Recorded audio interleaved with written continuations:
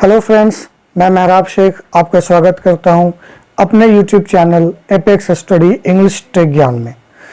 दोस्तों, आज जो वीडियो मैं आपके सामने लेकर आया हूं वो है हाउ टू इम्प्रूव वोकैबुलरी, यानी वोकैबुलरी को, वर्ड पावर को कैसे बढ़ाया जाए। जैसा कि आप जानते हैं कि वोकैबुलरी इंग्लिश के लिए बहुत ही इम्पॉर्टेंट है। अगर आपका वोकैबुलरी अच्छा नहीं है, आपके पास अच्छे वर्ड्स का स्टॉक नहीं है, तो जाहिर सी बात है कि आप इंग्लिश में बहुत ही वीक या बहुत ही पुअर माने जाते होंगे। ठीक है, तो एक अच्छी वोकैबुलरी अच्छी इंग्लिश का प्रतीक है। इसलिए कई लोगों को तो वोकैबुलरी के आधार पर ही परखा जाता है कि उसका इंग्लिश का स्टैंडर्ड क्या है, और मैं मानता हूं कि ये सही भी है, क्योंकि ग्रामर हर कोई नहीं पकड़ पाता है, बट वर्ड्स जो होते हैं उससे समझ में आ जाता है कि बोलने वाले का स्टैंडर्ड क्या है। स्टैंडर्ड ऑफ इंग्लिश की मैं बात कर रहा हूँ कि वो कैसा है। ठीक है, तो वोकैबुलरी सीखना बहुत ज़रूरी है आपके लिए, और इसके कई इस्तेमाल हैं। जो कॉम्पिटिटिव इंग्लिश की तैयारी करते हैं उनके लिए ये कि आप इसको सीख कर इससे रिलेटेड क्वेश्चन जो आते हैं, like antonym, synonym, spelling error, ये आप आसानी से कर पाते हैं। इसके अलावा जो लोग रीडर हैं, बुक्स वगैरह पढ़ते हैं, अगर वोकैबुलरी अच्छा ना हो तो उनकी रीडिंग में भी उनको परेशानी होती है। They can't get the exact idea of the novel, और जो भी वो पढ़ रहे हैं उनका सही अर्थ नहीं निकाल पाने की वजह से उस चीज़ को अच्छे से वो समझ नहीं पाते हैं। तो चाहे आप रीडर हैं, चाहे आप स्टूडेंट हैं, चाहे आप कॉम्पिटिटिव एग्जाम्स की तैयारी करते हैं, आपके लिए वोकैबुलरी बहुत ही इंपॉर्टेंट है। तो दोस्तों, कोई भी काम हम तब तक नहीं करते हैं जब तक हमें ये ना मालूम हो कि इसको करने का फ़ायदा क्या है। इसलिए मैंने आपको ये फ़ायदा पहले बता दिया।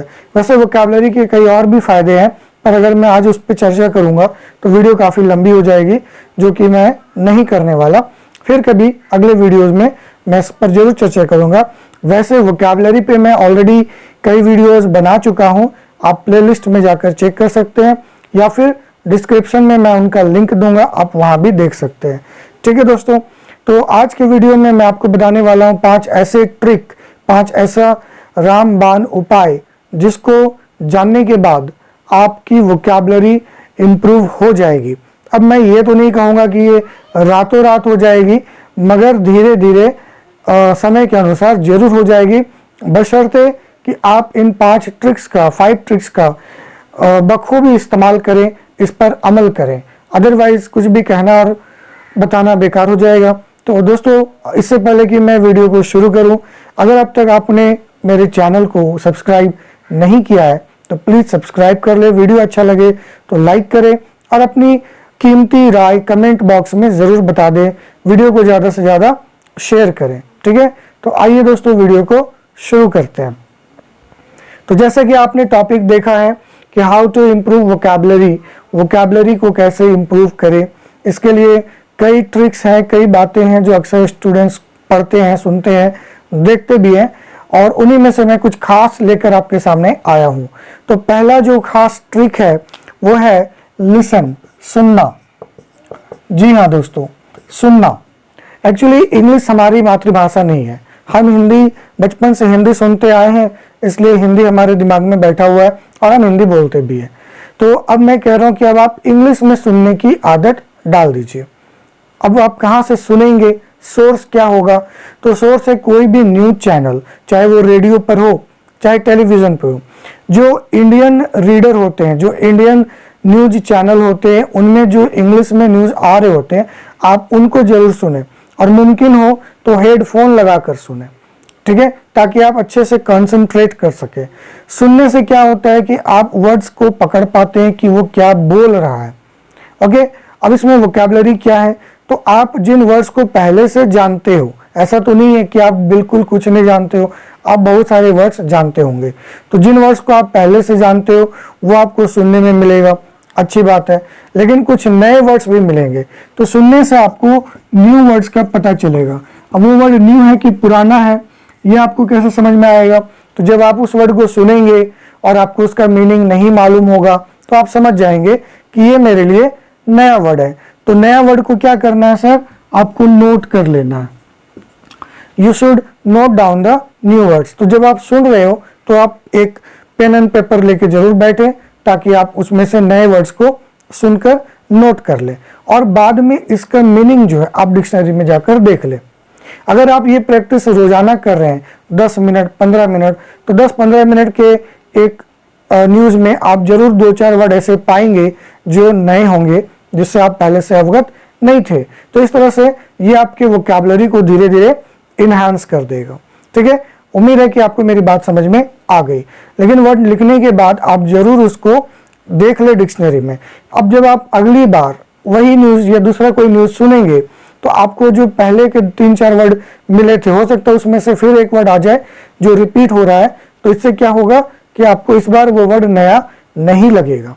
तो दोस्तों, कोई भी काम में सफलता तभी मिलती है जब हम उस पर प्रैक्टिस करते हैं, सतत प्रयास करते हैं।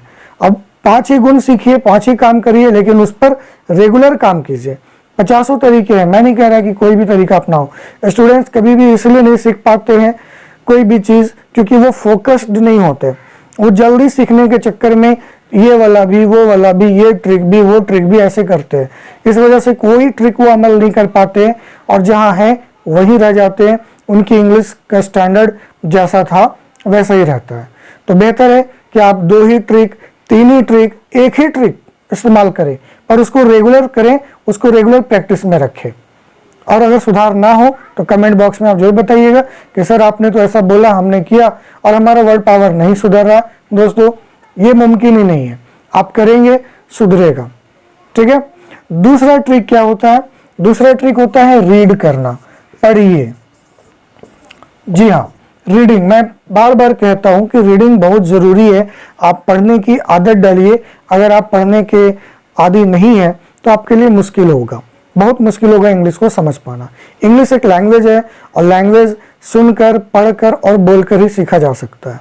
ये कोई ख्वाब में नहीं आता कि कोई ज्ञान दे दिया और आप सीख गए। आपको पढ़ना पड़ेगा। तो सुनने के बाद जो दूसरा स्टेप है वो है पढ़ना। पढ़ने में आप कोई भी ऐसा आर्टिकल पढ़ें, न्यूज़ पढ़ें, मैगजीन पढ़ें, नावल पढ़ें, स्टोरी पढ़ें जिसमें आपका इंटरेस्ट हो।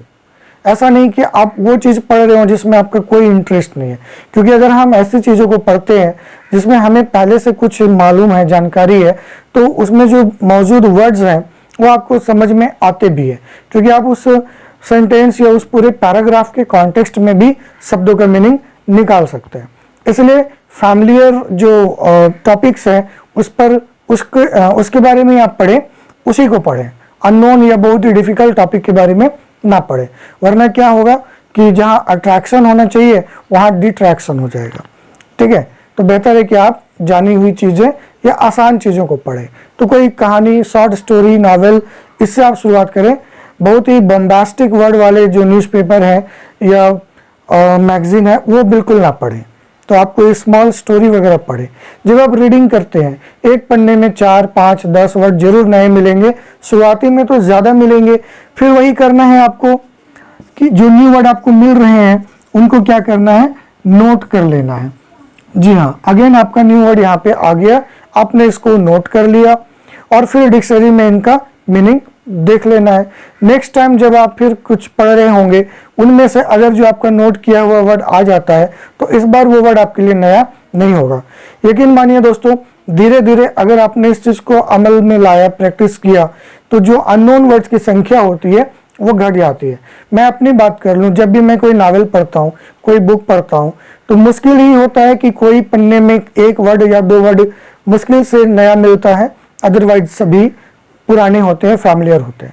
और अगर कोई मिल भी गया नया तो उसको मैं डिक्शनरी में देख लेता हूँ, ताकि अगली बार जब वो दोबारा मिलेगा तो वो मेरे लिए अननोन नहीं रहेगा। तो रीडिंग का अपना एक फायदा है जिसका बहुत विस्तृत डिस्कशन हो सकता है जिस पर आज वो टॉपिक नहीं है। तो आज टॉपिक है वो कि वोकैबुलरी को कैसे बिल्ड करें। तो लिसन करके, सुन के नया वर्ड सीखिए, नोट कीजिए, लर्न कीजिए। रीड करके नया वर्ड सीखिए, नोट कीजिए, लर्न कीजिए। तीसरा तरीका है दोस्तों स्पीक, बोलकर। जी हाँ, बोलने से भी आप वर्ड्स को इम्प्रूव कर सकते हैं, अपनी वोकैबुलरी को इम्प्रूव कर सकते हैं। पर हाँ, इसमें आपको नया वर्ड नहीं मिलेगा। इसमें आपको जो वर्ड मालूम है उसको आपको यहाँ पे रिपीट करना है, यानी उसकी प्रैक्टिस करनी है। ठीक है, यहाँ वर्ड रिपीट होंगे। आपने जो सुनकर वर्ड सीखा, आपने जो पढ़कर वर्ड सीखा, वो अब आप क्या करेंगे, बोल करके रिपीट करेंगे, उन शब्दों का इस्तेमाल करेंगे, तो इससे रिपीटिशन होगा और आप जितनी बार उसको रिपीट करेंगे उतना आपके मेमोरी में वो सीमेंटेड होगा, फिक्स्ड होगा और वो याद रहेगा, लॉन्ग टाइम तक आप इसको याद रख पाएंगे। अब आप कहेंगे कि स्पीक मतलब अंग्रेजी में बोलना, मैं कह रहा हूँ नहीं, अगर आप अंग्रेजी में बोलते हैं बहुत बढ़िया, लेकिन अगर आप अंग्रेजी में बात नहीं कर पाते तो आप हिंदी में बात करें, पर उन शब्दों को जो आपने सीखा है लिसनिंग एंड रीडिंग के थ्रू, उनका इस्तेमाल आप हिंदी में बोलते समय एक दो वर्ड का प्रयोग जरूर करें।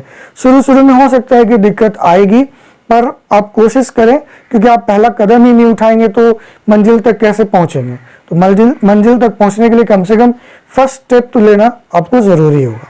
ठीक है, तो क्या करना है, आपको वर्ड को रिपीट कर देना है, यानी सीखे हुए शब्दों को हिंदी में ही बोलते बोलते एक वर्ड, धीरे धीरे दो वर्ड, और इस तरह से जब आपकी आदत हो जाएगी तो आप हिंदी बोलते समय भी कई अंग्रेजी वर्ड्स का यूज कर पाएंगे।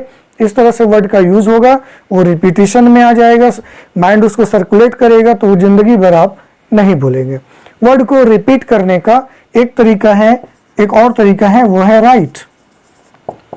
राइट करके, लिख करके। तो वर्ड अगर आपने जो सीखा है लिसनिंग या रीडिंग के थ्रू, उसको आप क्या करें, लिखें। मैंने यहाँ तो कहा था लिखना है, नोट करना है, ठीक है, पर यह लिखना दूसरा है। दो तरीका होगा लिखने का। एक तरीका होगा कि आप जैसे कोई डायरी लिखते हैं, किसी इवेंट के बारे में लिखते हैं, इंग्लिश में लिखते हैं, तो वहां पर आप अपने शब्दों को, अपने डिक्शन को यूज कर सकते हैं। ठीक है, और अगर आप ये नहीं करते हैं, अगेन आप हिंदी भाषी हैं और आप इंग्लिश में ना बोलते हैं और ना ही लिखते हैं, तो ऐसे में भी एक उपाय है कि आप उस सीखे हुए वर्ड को 5, 10, 15 बार, जितना बार मुमकिन है आप लिख लीजिए। 5, 10, 15 बार, जितना बार पॉसिबल है आप उस सीखे हुए वर्ड को लिखिए। कोई बड़ा काम नहीं है, 10 मिनट लगेगा, 15 मिनट लगेगा, एक वर्ड को लिखने में 2-3 मिनट ही लगेगा, ज़्यादा नहीं लगेगा। अगर आप 10 वर्ड लिख रहे हैं तो मुश्किल से 10 मिनट में हो जाएगा। तो 10 बार, 15 बार, जितनी बार आप लिखना चाहें लिखें। तो लिखने से क्या होगा, आपका वर्ड रिपीट हो जाएगा और ये भी हेल्प करता है इस वर्ड को आपके माइंड में फिक्स करने में। एक बार शब्द माइंड में फिक्स हो जाए उसके बाद फिर मुश्किल है कि वो कभी बाहर निकलेगा। ठीक है, बहुत पुराना वर्ड होगा पहले का और वो आपने अच्छे से फिक्स नहीं किया है, तभी आप भूलेंगे, वरना आप नहीं भूलेंगे। तो लिसनिंग करने से आपको नए वर्ड मिल जाते हैं, रीडिंग करने से भी नए वर्ड मिल जाते हैं, और जब आप स्पीक या राइट करते हैं तो वो सारे नए वर्ड यहाँ पे रिपीट हो जाते हैं। अब एक पांचवा जो कि बहुत ही इंपॉर्टेंट है वो है टेक टेस्ट। टेक टेस्ट यानी टेस्ट दीजिए। दोस्तों मैंने यहाँ टेक लिखा है, टेस्ट दीजिए, लेकिन आप कहेंगे देने का तो गिव होता है, पर बात समझ लीजिए, स्टूडेंट्स टेस्ट या एग्जाम को टेक करते हैं और जो टीचर्स होते हैं या जो संस्था होती है वो एग्जाम को गिव करते हैं। ठीक है, इसलिए मैंने टेक टेस्ट लिखा। तो आपने जो भी सीखा, यहाँ आपने सीखा लिसन करके, रीड करके, फिर आपने स्पीक और राइट करके उसको रिपीट किया, प्रैक्टिस किया, तो ये कुल मिलाकर आपकी प्रैक्टिस हो गई। ठीक है, और अब आप क्या करेंगे, टेस्ट देंगे। तो ऐसे बहुत सारे ऐप्स हैं, ऐसे बहुत सारी चीज़ें हैं जिसके माध्यम से आप अपनी वोकैबुलरी को टेस्ट कर सकते हैं कि कितना आपने सीखा। मैं खासकर ये कह रहा हूँ जो एसएससी बैंकिंग के एस्पायरेंट्स हैं, स्टूडेंट्स हैं, उसको कि आपके सीखे हुए शब्दों का आप टेस्ट जरूर लीजिए। टेस्ट लीजिए आप एंटोनिम सिनोनिम के माध्यम से। एंटोसिनो के माध्यम से जब आप टेस्ट लेते हैं तो आपके लिए ज़्यादा बेनिफिशियल होता है। फिर आप ये टेस्ट से अपने आप को इवैल्यूएट भी कर पाते हैं कि आपने जो सीखा, मान लीजिए आपने महीने भर काम किया, अब आप टेस्ट लेंगे तो जरूर कुछ ना कुछ तो मिलेगा ही। मैं नहीं कहता सब मिलेगा, पर कुछ वर्ड जरूर आएंगे जो फैमिलियर हो गए होंगे अब तक, जो पहले अनफैमिलियर थे, नए थे। ठीक है, तो टेस्ट से क्या होता है कि आपका सीखा हुआ वर्ड रिपीट होने के साथ साथ प्रैक्टिस में भी रहता है और आपका कॉन्फिडेंस भी बढ़ने लगता है कि हाँ अब आप चीज़ों को सीख रहे हो। तो दोस्तों यही है best 5 ways to improve your vocabulary. इसके अलावा अगर कोई कहता है और ट्रिक है तो बिल्कुल होंगे, मैं नहीं कहता इसके अलावा कोई ट्रिक नहीं है, पर ये बेस्ट है। एक बार इन पर काम करके आप देख लीजिए, आपको फ़ायदा नहीं हुआ तो कमेंट करके ज़रूर बताइएगा कि मुझे फ़ायदा नहीं हुआ, पर मैं 200% श्योर हूँ कि आपको फ़ायदा होगा और ये फ़ायदा देता है। बस शर्त है कि आप इसको ज़्यादा से ज़्यादा प्रैक्टिस करें, क्योंकि जाते जाते मैं लास्ट में एक बात कहना चाहूँगा, ब्रूस ली का वो कोटेशन कि मुझे उस व्यक्ति से डर नहीं लगता है जो मुझे 10,000 तरीकों से मुझ पर अटैक कर सकता है, बल्कि उससे डर लगता है जिसका एक मूव है, एक ही अटैक है और उसको उसने 10,000 बार प्रैक्टिस किया है। तो मैं फिर से वही कह रहा हूँ, एक ही ट्रिक आप सब नहीं करना चाहते, एक ही करो, पर उसको इतना प्रैक्टिस करो कि वो आपका एक स्पेशल हो जाए कि इससे आपको ज़्यादा फायदा होने लगे। ठीक है, तो आप एक ही ट्रिक यूज करिए और उसको बार बार कीजिए, बार बार कीजिए, बार बार कीजिए। 15-20 मिनट काफ़ी होता है पर डे। आप इतना अगर इन्वेस्ट कर देते हैं सीरियसली तो आपकी वोकैबुलरी बूस्ट हो जाएगी, इसकी गारंटी मैं लेता हूँ। और अगर नहीं हो रही है, फिर भी मुश्किल है, तो कमेंट करते रहिए, जुड़े रहिए, बताते रहिए, ताकि मैं आपके लिए और अच्छे से अच्छे काम कर सकूँ। तो दोस्तों, मैं आपका दोस्त, आपका हेल्पर, आपका मददगार, जो आपको इंग्लिश सिखाने में आपकी मदद करता है। तो मुझे भी थोड़ा सा सपोर्ट कीजिए, मेरे चैनल को ज़्यादा से ज़्यादा शेयर कीजिए ताकि लोगों तक मेरी बात पहुंच सके और वो भी इंग्लिश को अच्छे से सीख सके। तो मिलते हैं दोस्तों नए वीडियो में। Thank you, take care and good bye.